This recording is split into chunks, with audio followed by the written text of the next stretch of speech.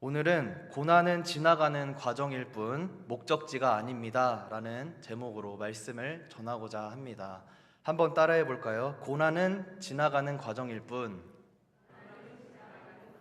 목적지가 아닙니다. 네, 얼마 전 제가 너무 안타까운 뉴스 기사를 하나 봤습니다. 19살짜리 고등학생이 있는데요. 이 아이가 고3 10월에 조기 취업을 한 거예요. 어디에 취업을 했냐면 인천에 있는 반도체 후처리 공장에 취직을 했습니다. 그런데 이 아이의 집은 본가는 어디냐면 울산이에요. 울산에서 인천까지 가서 취업을 한 겁니다. 가족들하고 다 떨어진 것이죠. 거기서 이제 기숙사 생활을 시작했는데요. 일한 지 한 1년 정도 지나니까 몸에 이상 신호가 생기기 시작하는 거예요. 몸에 멍이 들기 시작하고 또 음식을 먹으면요, 속이 너무 메스꺼워가지고 그거를 소화시키지 못하고 다 토하는 겁니다. 그리고 이 먹은 걸 다 토한 걸 스스로 보면서도 대수롭게 여기지 않았어요. 그냥 내가 좀 컨디션이 안 좋은가 보다, 이 정도로 생각했습니다. 피로가 누적되면서요, 어느 날은 코피를 흘리는데 그게 지혈을 해도 1시간을 해도 멈추질 않는 겁니다. 그리고 좀 더 지나니까요, 2시간을 지혈을 해도 이게 멈추질 않는 거예요. 이 아이가 회사 그 공장 귀퉁이에 있는 화장실에 쪼그려 앉아가지고 그 1시간이고 2시간이고 지혈을 했다고 합니다. 그러다가요, 부모님이 결혼기념일이셔가지고 오랜만에 울산 본가에 내려갔다고 합니다. 그런데 엄마가 아들 얼굴을 보니까 뭔가 이상한 거예요. 야, 너 얼굴이 좀 노랗다, 이상하다, 병원 가자 하는데 이 아들이랑 아빠는 대수롭지 않게 여기는 거예요. 직장 생활하면 다 피곤하지, 그런 거 가지고 뭘 병원을 가, 결혼기념일인데 우리 가족끼리 축하의 시간, 격려의 시간 갖자고 이렇게 한 거죠. 그래서 병원에 안 갔습니다. 그러고 나서 한 달 정도 지났을 때 이제 회사에서도 직장 상사들이 이 아이가 뭔가 몸이 이상하다는 걸 느끼기 시작했어요. 그래서 직장 상사가, 팀장이 조퇴를 시키고 병원 좀 빨리 가보라고 했다고 합니다. 그래서 동네 내과를 갔는데 황달인데 우리 병원에서는 안 되니까 근처 대학병원을 가라고 했대요. 그래서 대학병원에 가가지고 피검사를 하고 기다리고 있는데 이 사람을 막 찾는 거예요. 누구씨 누구씨 지금 어디 계세요? 간호사가 막 뛰어다니면서 저 여기 있는데요 했더니 간호사가 이러는 거예요. 지금 당장 입원 안 하면 죽게 생겼어요. 빨리 입원하세요. 그러는 겁니다. 피검사 결과가 나왔는데 간 수치가 정상이 40이어야 되는데 2000이 넘게 나왔다고 합니다. 그리고 혈소판 수치도 안 좋았대요. 이 혈소판 정상 수치가 1 마이크로리터당 15만에서 40만 개가 있어야 된다고 합니다. 그런데 이 친구는 몇인지 아세요? 고작 5000이었다고 합니다. 그래서 코피가 안 멈췄던 거예요. 피검사를 하고 나서 입원을 했습니다. 그리고 입원을 하고 나서 한 달도 안 돼가지고 영순위로 간 이식 수술을 받았습니다. 10시간이 넘는 수술을 마치고 의사가 나오는데 아주 충격적인 이야기를 하는 거예요. 간이 완전히 녹아내렸대요. 조직 검사를 할 수 없을 정도로 완전 녹아버려가지고 손상됐다고 합니다. 정말 죽음의 문턱을 넘을 뻔했던 거예요. 죽기 직전까지 간 거죠. 이 기사를 읽으면서요, 얼마나 안타깝고 슬픈지 마음이 정말 막 저리더라고요. 이 아이가 부모님의 도움이 되고 싶어가지고 빨리 취업도 하고 돈도 벌려고 했고, 또 이 학교, 이 고등학교의 1호 취업생이었대요. 그 자랑스러운 마음을 가지고 자기 본가를 떠나서 울산에서 인천이면 완전 정반대 아닙니까? 거기에 가서 일을 열심히 했는데 이렇게 병에 걸려서 죽기 직전까지 갔던 겁니다. 내 자식이 이런다 생각해 보세요. 가만히 있을 수 있겠습니까? 세상에는요, 이런 고난들이 많습니다. 제가 고3 때 같은 반이었던 친구가 있는데요, 그 친구는요, 이런 일이 있었어요. 역사 선생님이 너 왜 이렇게 수업에 집중 안 해? 일로 나와! 해가지고 남고였거든요. 이 가슴을 꼬집으셨어요. 돌려서 촥 꼬집어서 죄송합니다! 이러고 들어갔어요. 그런데 이 멍이 안 사라지는 거예요. 한 달이 지났는데 이게 원래 아시죠? 멍들면은 파랗게 됐다가 노랗게 됐다가 점점 살 색깔로 되면서 사라져야 되는데 이게 안 없어지는 거예요. 그래서 그 친구가 막 선생님 욕을 했어요. 얼마나 세게 꼬집었으면은 이게 안 없어져. 내가 고소를 할 거야. 막 이러면서 막 투덜투덜 됐는데요. 2달이 됐는데도 안 없어지는 거예요. 이거 너무 이상하다. 너무 이상하다 해가지고 병원에 갔습니다. 병원에 갔더니 큰 병원 가라 했대요. 큰 병원에 갔더니 뭔지 아세요? 혈액암이었습니다. 혈액암. 진짜 저희 반이 큰 충격에 빠졌어요. 고3인데 혈액암이라고? 이 친구가 꿈이 해군 장교였는데 결국 군대를 못 갔어요. 그리고요, 서울 아산병원에 입원을 해서 항암 치료를 시작했는데 저희가 이제 친구들이랑 다 같이 병문안도 가고 했는데 항암 치료하느냐고 머리 다 빠지고 애가 수척해지고 정말 아주 그 몰골이 말이 아니었습니다. 그런데 그렇게 치료를 받는데 걔네 부모님이 오셨어요. 오셔가지고 그 역사 선생님한테 감사하다고 그 멍들어가지고 알았다고. 그래서 그 친구가 다행히도 초기에 발견해가지고 잘 치료받고 지금 건강히 지내고 있습니다. 정말 세상에는요, 별의별 일이 다 일어나는 것 같아요. 어떤 사고로, 어떤 질병으로 우리 삶 가운데 찾아오는데요, 도대체 왜 이런 일이 생기는지 이해할 수가 없습니다.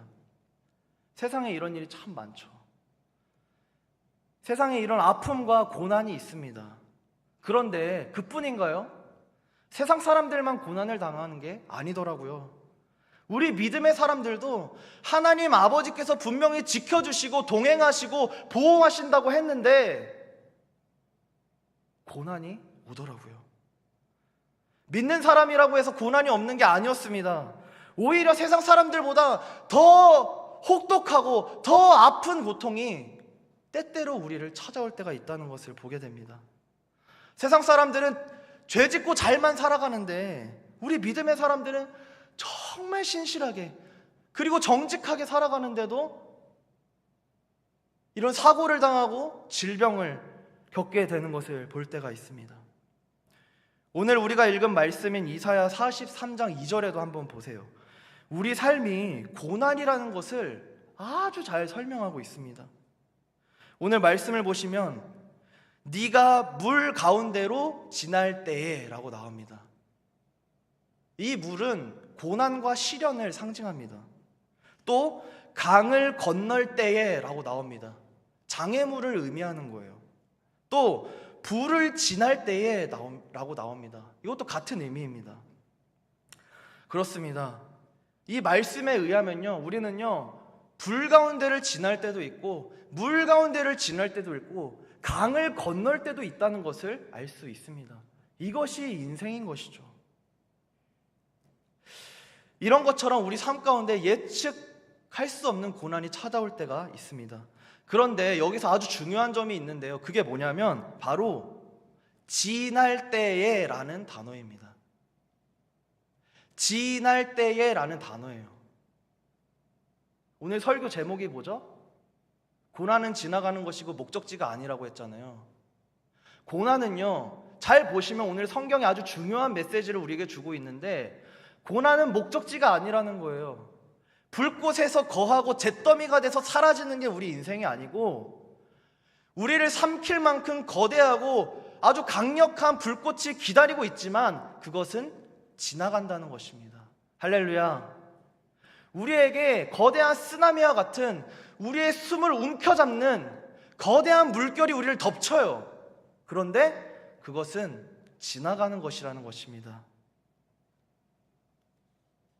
그렇다면 우리의 삶의 목적지는 무엇입니까? 고난이 끝이 있다면, 고난은 지나가는 거라면, 고난은 과정이라면 우리의 목적지는 무엇입니까? 그것은 바로 하나님의 신실하심이고 하나님의 사랑인 줄로 믿습니다. 변함없으신 그 사랑을 누리는 것, 그것이 우리 인생의 목적지인 것입니다. 그렇다면요, 이런 질문이 생겨요. 뭐냐면요, 어차피 불 속에 던져놓고 끝나는 게 아니고 불을 지나가게 하실 거라면, 물을 지나가게 하실 거라면, 강을 건너가게 하실 거라면 왜 굳이 그런 장애물과 시험과 고난을 우리 인생 가운데 주님께서 갖다 놓으시냐, 이거죠. 불 가운데 지나도 타지 않도록 하신다면서, 불꽃이 우리를 삼키지 못하도록 하신다면서 뭐하러 그걸 보게 하시고 느끼게 하시고 경험하게 하시느냐는 것입니다. 이러한 고난이 우리 삶 가운데 찾아오는 이유는 뭘까요? 왜 우리 삶 가운데 눈물을 허락하실까요? 왜 우리 삶 가운데 슬픔을 주시는 걸까요? 그것은 바로 우리가 읽은 이 본문 말씀의 앞장에 나와 있습니다. 이사야 42장 24절입니다. 저희 한번 함께 읽어보겠습니다. 시작. 야곱이 탈취를 당하게 하신 자가 누구냐? 이스라엘을 약탈자들에게 넘기신 자가 누구냐? 여호와가 아니시냐? 우리가 그에게 범죄하였도다. 그들이 그의 길로 다니기를 원하지 아니하며 그의 교훈을 순종하지 아니하였도다. 아멘. 여기 보시면 정답이 나와 있습니다. 왜 고난이 있는가? 왜 슬픔이 있는가? 왜 눈물이 있는가? 그건요, 여호와께서 주셨다는 거예요. 여기 보면은 야곱이라고 나오는데 야곱은 이스라엘의 12지파를 의미합니다. 야곱이 탈취를 당하게 하신 자가 누구냐? 이스라엘을 약탈자들에게 넘기신 자가 누구냐? 그렇게 물어보면서 자문자답을 하는데 여호와가 아니시냐? 이렇게 말합니다. 여호와가 그랬다는 거예요. 하나님께서 우리를 불 가운데 지나가게 하셨다는 거예요. 하나님께서 우리 가정을, 우리 자녀에게, 우리 사업장에, 우리 직장에, 우리의 인간 관계에 그러한 어려움을 주셨다는 거예요. 누가 이런 시험을 주셨는가? 바로 하나님이라고 지금 이 사람을 말하고 있는 것입니다. 그런데 그 다음이 중요합니다. 그 이유에 대해서 자백을 하고 있는데요, 뭐라고 하냐면 우리가 그에게 범죄했다는 거예요. 우리가 주님의 길로 다니기를 원하지 않았다는 거예요. 우리가 주님의 교훈에 순종하지 않았다는 거예요. 그렇습니다. 고난의 이유가 나왔어요. 이것이 바로 이스라엘이 지금 고난당하고 있는 이유입니다. 이것이 바로 지금 이스라엘이 불 가운데를 지나고 물 가운데를 지나며 강을 건너가는 과정 중에 있는 이유인 것입니다. 시험에는요, 여러 가지 종류가 있다고들 말씀하시죠. 3가지를 말씀하시는데요, 첫 번째는 마귀가 주는 템테이션입니다. 유혹이라고 하죠. 시험에 넘어가면 안 됩니다. 예수님께서 광야에서 40일 동안 금식하실 때 받으셨던 그 시험, 그게 마귀의 템테이션입니다. 유혹입니다. 두 번째는요, 하나님의 테스트입니다. 시험입니다. 그리고 마지막 3번째는 뭐냐면 하나님이 주시는 트라이얼입니다. 트라이얼. 이거는 훈련입니다. 오늘 이스라엘이 당하고 있는 그 시험은 이 3가지 중에 어떤 것 같으세요? 템테이션인가요? 테스트인가요? 트라이얼인가요? 너무 쉽죠? 트라이얼입니다. 이스라엘을 훈련시키시는 거예요. 이스라엘의 잘못을 지금 고치시는 것입니다. 저희도 자녀 양육을 할 때 아이들이 뭔가 잘못된 행동을 하거나 바르지 못한 습관이 생기려고 하면 고쳐주려고 하잖아요. 똑같은 것입니다. 저희 아내가 얼마 전 어깨가 너무 아픈 거예요. 그래가지고 이제 병원에 갔습니다. 병원에 가가지고 엑스레이를 찍었는데요, 쇄골에 금이가 있는 거예요. 왜 이렇게 어깨가 아프지? 왜 이렇게 아프지? 이랬는데 쇄골에 금이가 있대요. 그래서 저희가 깜짝 놀랐거든요. 그래서 이 원인이 뭘까? 의사 선생님이 뭐 무거운 거 드셨어요? 아니면 뭐 운동하셨어요? 하는데 운동도 안 하고 무거운 것도 안 들고 그냥 얌전히 있었는데 금이 갔습니다. 이유가 뭘까 생각을 해보니까요, 저희 딸이었어요. 저희 딸이 태어났을 때부터 지금까지 만 4세가 넘었거든요. 엄마 팔베개를 하고 자요. 가끔 저도 그 축복을 누리고 싶어서 아기가 이렇게 품에 탁 있으면 좋잖아요. 아빠 여기 팔베개 해 하면은 탁 하는데 엄청 무거운 거예요. 이게 신생아 때랑은 되게 다르더라고요. 그래서 잠깐만 막 이렇게 밀어내는데요, 아내는 그거를 밤에 애가 잠들 때까지 이러고 있어주는 거예요. 애가 좋아하니까. 근데 최근 들어서 계속 그랬거든요. 여기 머리 눌리는 쪽이 너무 저리고 아프다고, 그러면서 가끔 손끝이 막 저리다고도 하고요, 막 그랬는데, 혹시 이런 것들이 자세가 너무 안 좋아져서 애가 잠들 때까지 제대로 움직이지도 못하고 하니까 쇄골이 혹시 무리가 가서 금이 간 건가? 그것밖에 없더라고요.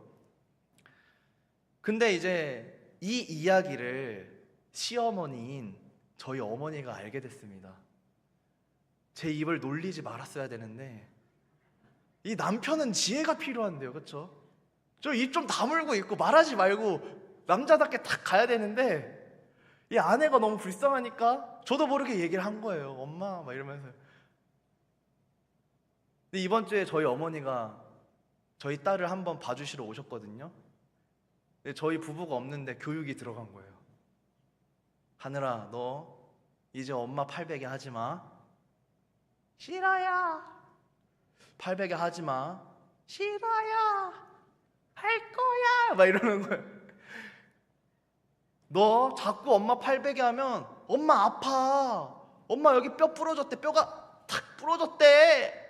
엄마 오래 살아야지. 건강해야지. 그래야 너가 행복한 거야. 싫어요. 너 자꾸 그러면 너 잘 때 할머니 집에서 재운다. 하면서 방에 후다다다닥 들어가서 문을 쾅 닫고 얘가 저한테 전화가 왔어요. 애기가 막 우는 소리가 들려요. 할머니 미워.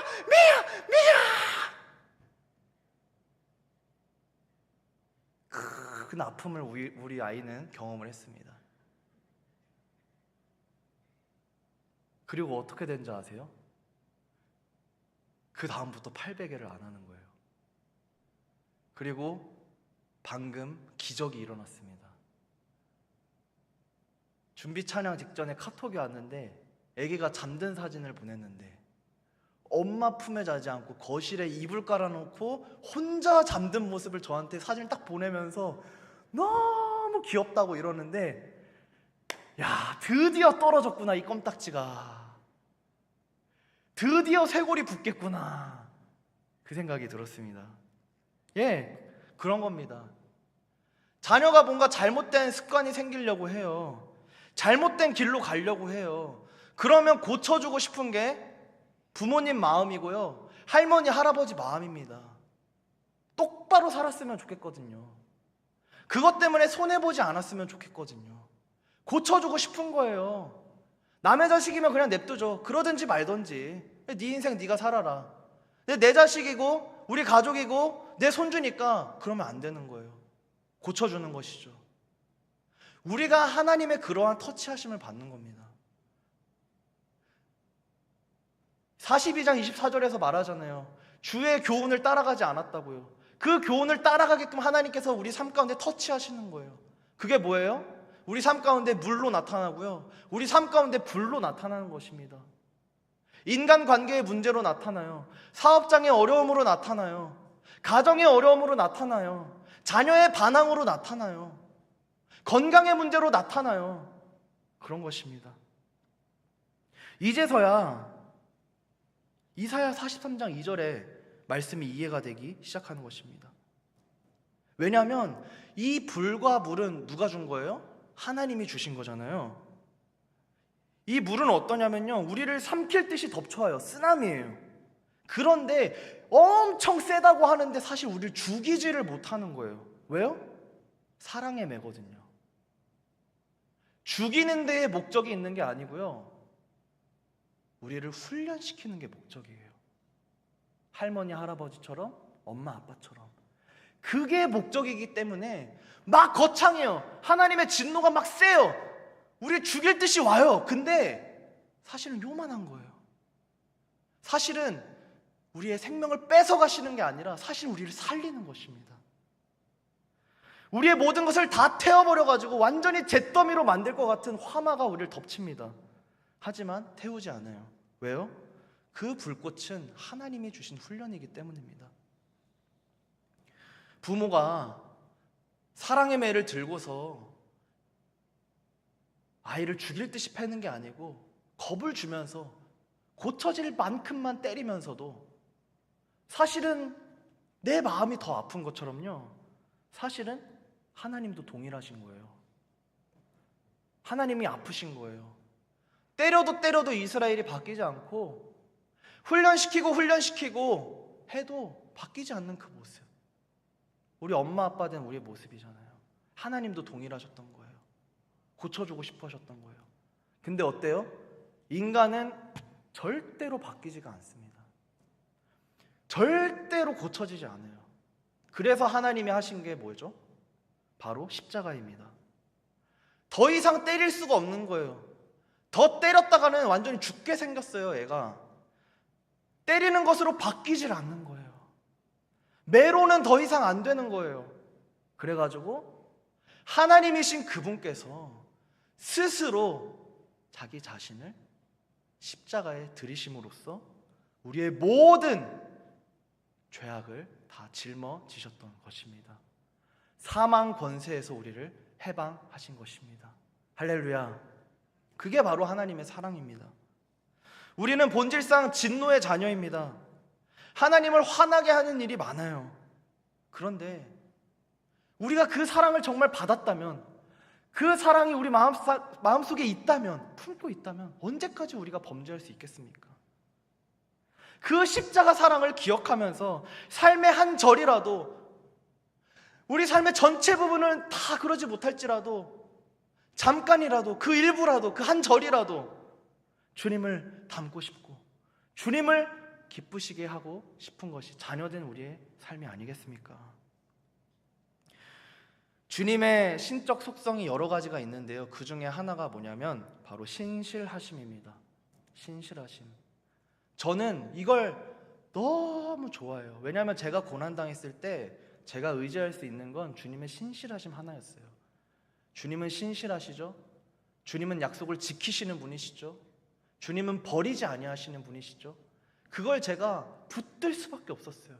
그러지 않으면 살 수가 없는 인생이었어요. 그런데 이 신실하시다라는 것하고 비슷한 단어가 있는데 미쁘시다라는 단어입니다. 신약 성경에 보시면 그는 미쁘사 이런 말 많이 나오잖아요. 그 미쁘사가 뭐냐면 믿을만하다라는 것입니다. 믿을만하다. faithfulness라고 이제 영어에서 말하는데, 이건 뭐냐면 영원한 반석 되신 주님을 이야기합니다. 변함이 없다는 거예요. 믿을만하다는 것입니다. 굳건하시다라는 것입니다.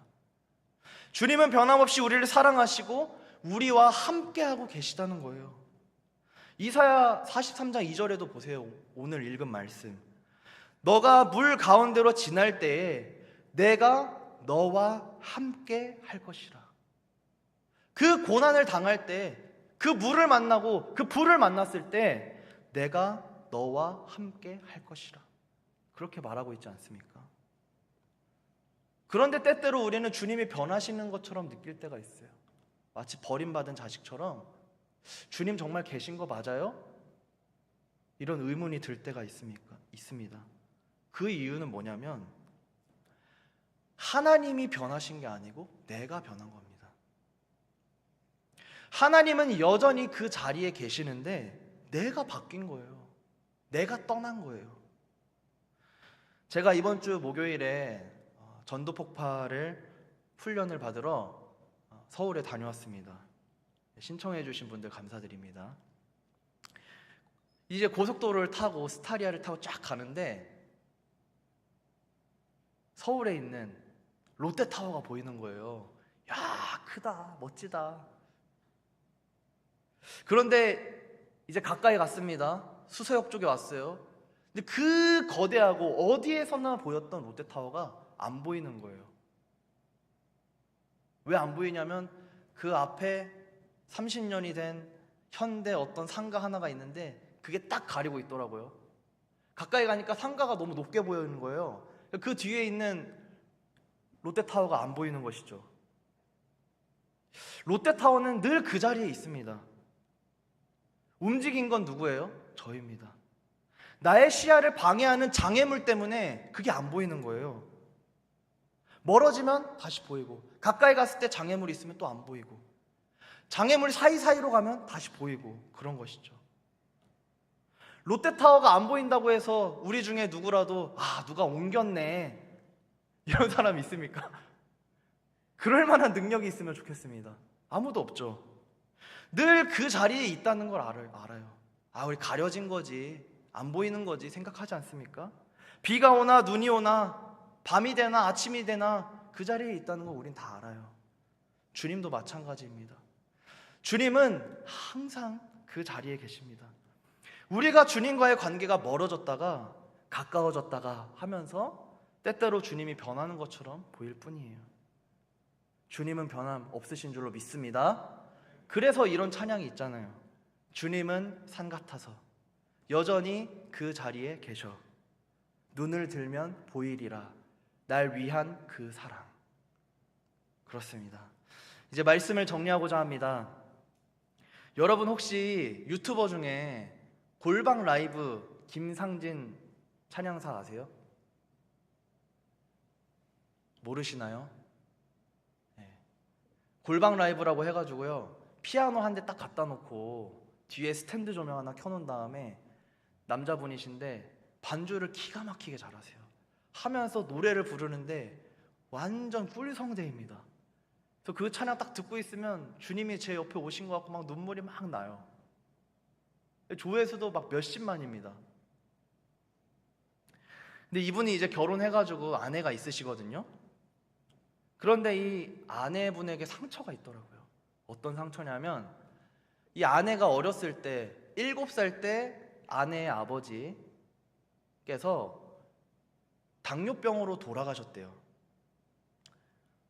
아버지를 잃었지만 이 아내가 어렸을 때부터 엄마랑 같이 믿음으로 열심히 교회를 나가고 주님을 믿고 신앙생활을 했다고 합니다. 그런데 그러면서도 한편으로는 마음 가운데 이런 게 있었대요. 원망의 마음이 있었대요. 또 비교하는 마음이 있었대요. 늘 슬픔이 있었대요.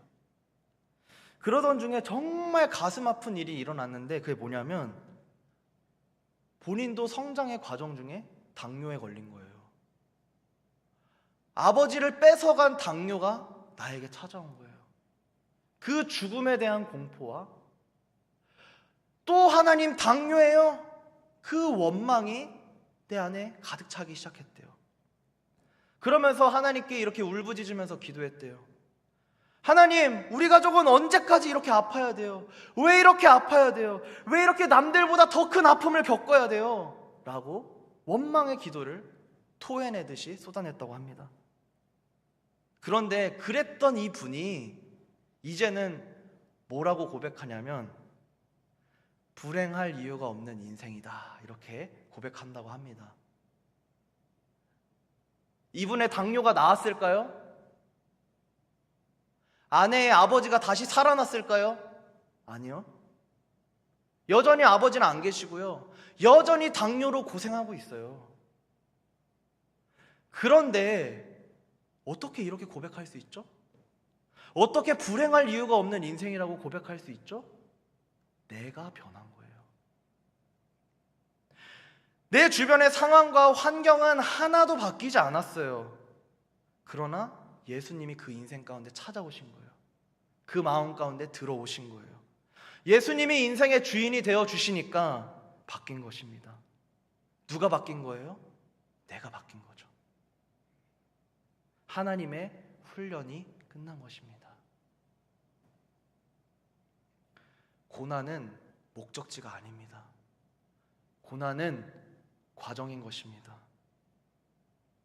이 훈련이 끝나자 가족을 잃은 슬픔도, 아버지의 생명을 뺏어가고 나에게까지 닥친 그 당뇨도 이제는 아무 문제가 되지 않는 것입니다.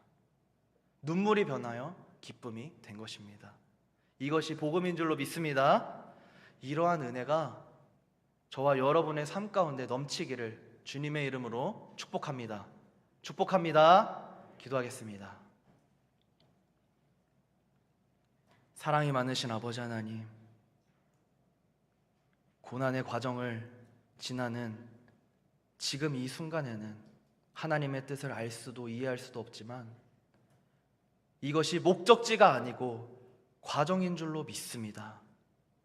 인생을 돌아보았을 때 하나님의 훈련이었음을 고백하며 감사 찬양으로 나아갈 수 있도록 지금 이 주어진 상황을 잘 감당케 하여 주시옵소서. 눈물이 변하여 기쁨이 되게 하여 주시옵시고 슬픔이 변하여 찬송이 될 수 있도록 주 하나님 역사하여 주시옵소서. 감사드리며 예수님의 이름으로 기도드립니다. 아멘.